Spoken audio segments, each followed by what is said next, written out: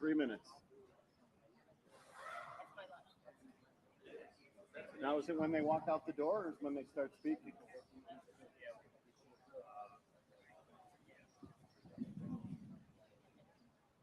When they get, I would say a good split is when they get to the race. They don't actually have to start speaking. We went to break.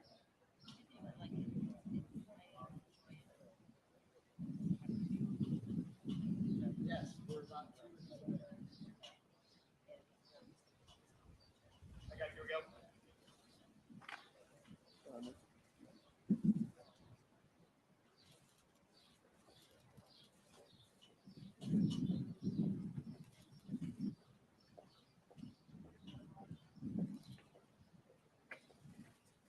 All right, good morning, everybody.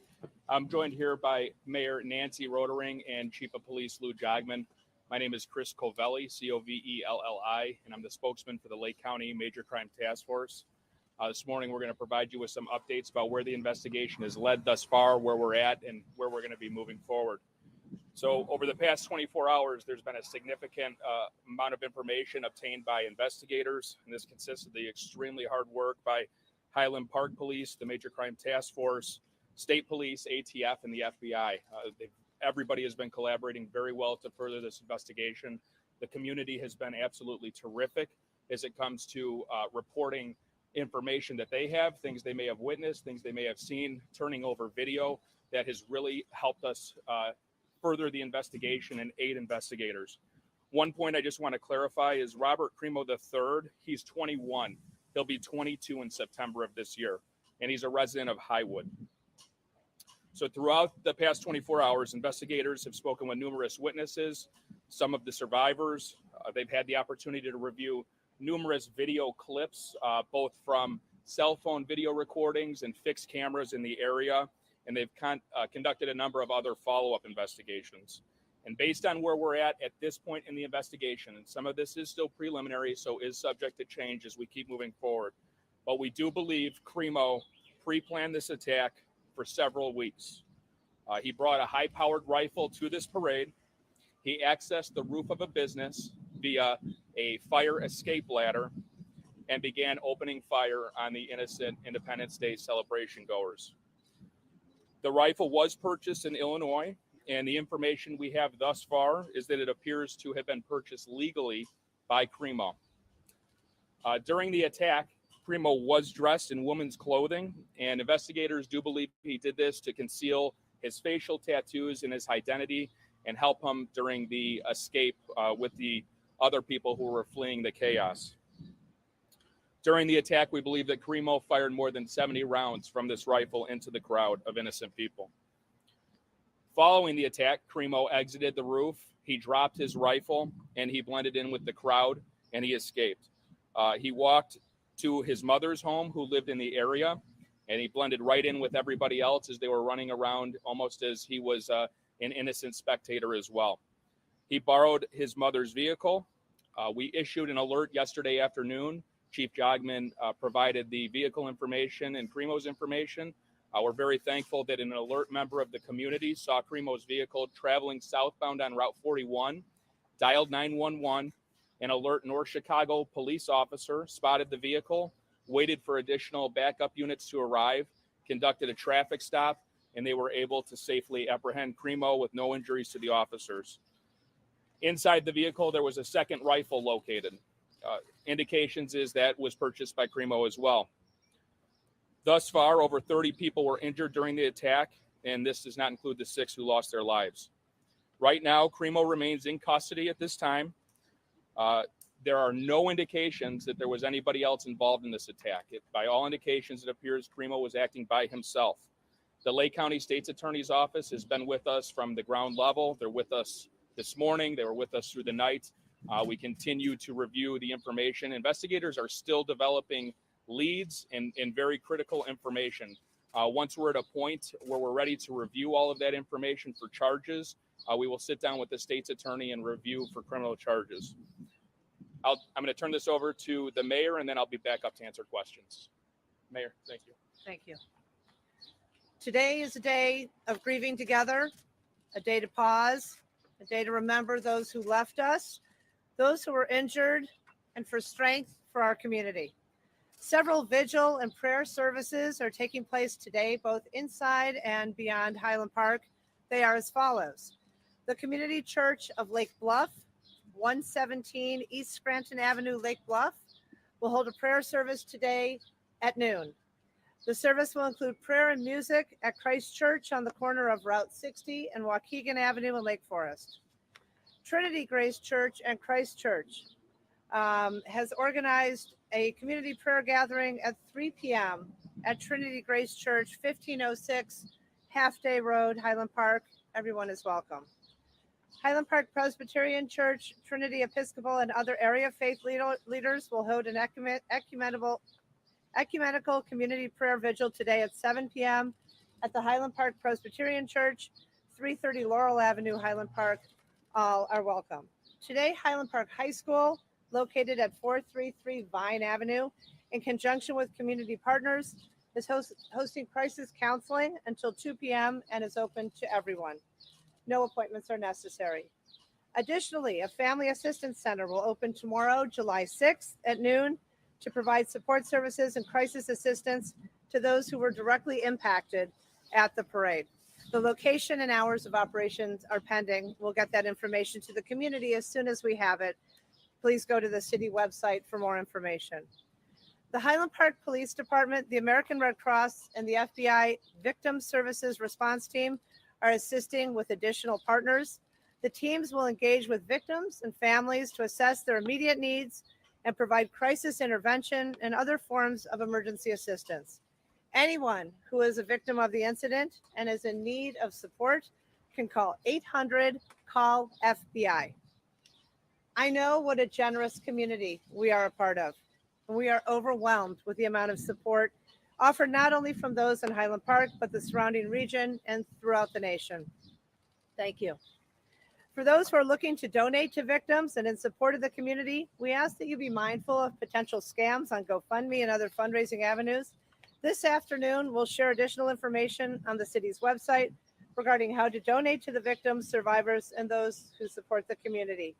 For all who have reached out with offers of equipment, food, and professional services, we thank you. Thank you all for coming out today. I'll now turn the mic back to Deputy Chief Covelli.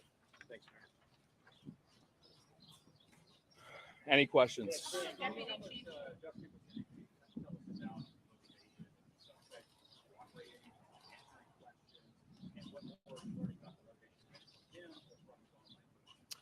At this point, we have not developed a motive from him. Investigators are very much furthering the investigation. They have been in discussions with him. I don't have anything to say about motivation thus far because it hasn't been provided. Sir, we've seen disturbing videos online. Were warning signs missed? The question was, there's disturbing videos online that have been seen. We are reviewing those. Those are going to be a part of any investigation efforts by our task force investigators, Highland Park Police. We'll look at them and we'll see what they reveal. Chris, can you give us an idea? Chris, can Phil. you give us an idea of where in Illinois did he purchase the weapons? And then also, when he went to his mother's house, did he tell her what he had done, or was she unaware? The question was, where did he purchase the weapons and did he tell his mother what he had done? He purchased the weapons locally within the region, so the Chicagoland area. When he went to his mother's, we have no indication that he provided any information to her. And did he give us an idea of how many weapons did he purchase and when was it? So he was in possession of the firearm the day of, the rifle. He was in possession of another rifle in his vehicle when he was pulled over by police. He also had other firearms that were recovered from a residence that he was living in Highwood. Chris, were all in his name They were in his name. and all legally purchased? They were legally purchased. Chris, His level of disguise, right? So how did you guys identify him at this point? I mean, clearly there was a lot of planning. Did he have an idea when he placed himself on the roof? Like, is there a timeline? So we are working on the timeline, and we don't want to come out with inaccurate information on timing. One of the asks that we have is members of the community. If you have any video of this individual that is walking toward the parade, at the parade, potentially on the roof or exiting, to please call 1-800-CALL-FBI. As far as the disguise went, he wore that in an attempt to conceal himself. Potentially, I'll look into that and I'll have to get back to you. How do you guys Considering the extensive digital trail, the disturbing videos, the amount of views garnered, was he known to law enforcement beforehand, and if not, why not? I can't get into that right now. There have been some law enforcement contacts, nothing of a violent nature. I can't get into the specifics of the context of that. And how many rifles? Our colleagues at NBC News are reporting that he purchased multiple weapons. Can you give us any details as to the weapons and how many he may have been in possession of? At this time, I know of the 2 rifles, and I know that there were potentially pistols that he had owned as well. Chris, Sir. Has he made statements to investigators, and does he have an attorney? I'm not going to go into what he may or may not have said. The investigation is still moving forward. I'll provide that information later on. Can you break down? Shooting appears to be completely random. Is it possible he chose the community because of the high population of Jewish people? I know people are concerned that it was an anti-Semitic attack. We have no information to suggest at this point it was racially motivated by religion, or any other protected status. Chris, with all the videos that appeared on, I believe still in place is an assault rifle ban in Highland Park. Is that correct? Yeah, I don't have information on that right now, but we will get back to you on specifics. Chris, with all the videos of Primo prior to this, did anyone ever call Highland Park Police or tip off authorities that these were online? No, we were not made aware of these videos. and Chris, How did you identify him as a suspect? Through surveillance video or by tracing the gun? So investigators did a really good job. The ATF was phenomenal yesterday. They expedited a trace of the firearm. That was a major investigative lead for us. In addition to that, the witness statements, the videos that we obtained from people that turned them in, and the businesses, they all helped us tremendously. Can you break down Chris? the number of injuries, not the deceased, and can you also then further break down how many of those were gunshot victims and how many of the injured were not gunshot victims? The information I have right now is that all of those that were either transported to the hospital or self-drove themselves to the hospital were injured by gunfire. So over 30 individuals that were injured by the gunfire, and they went to the 3 hospitals we mentioned yesterday. Do you have any Chris, more if he info was on the dressed ages? as a woman, how were you able to identify so early on that you were looking for a male and the age range? He was identified by a number of, there were police officers that were able to recognize his photo once it was revealed, and that helped tremendously. So Chris, can you help us to understand, when you say you know he was dressed as a woman during the shooting, is that based on photographic evidence or what eyewitnesses have said? And also, can you tell us what type of weapon was used? So it was a high-powered rifle that was used. It was shot high-velocity rounds. Was it AR-15? It could be similar to an AR-15. It was similar to an AR-15. As far as identifying him with the woman's, he was seen on video camera in the woman's clothes. Video camera played a tremendous role in how we were able to identify him, both leaving initially and as he left. Chris, you say it was in a dress, was it? Guns the same, and were they bought at the same time? Different and bought at separate locations. Did he also have any more to a disguise? Did he have a wig on? Because it was reported that it was a. I'm not exactly sure what the woman's attire consisted of. Initially, it was reported that this person had long hair, so a wig isn't out of the question.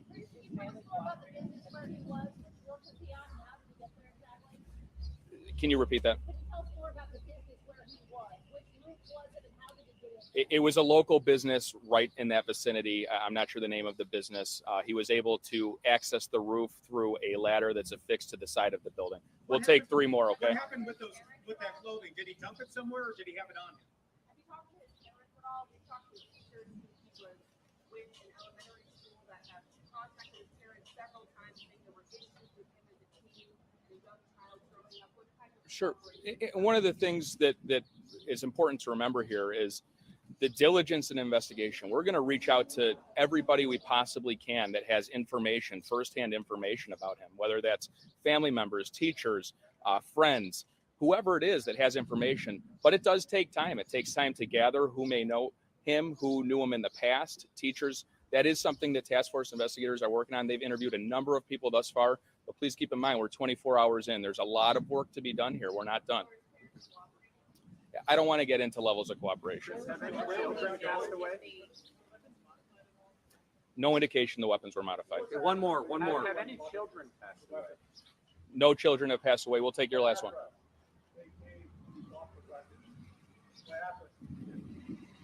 I'm not sure what address he gave. I can get back to you on that. All right, we'll be back this afternoon about 3 o'clock. We hopefully have an updated status on charges. He'll remain in custody at this point. 3 o'clock. Thank you. Thank you, everybody. Thank you. Thank you. Excuse us.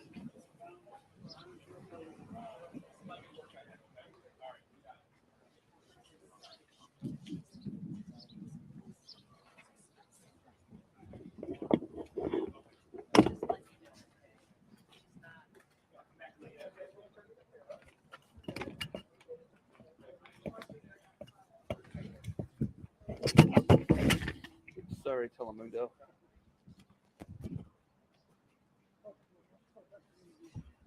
Sorry, Univision. What was it? Was it Telemundo or Univision? You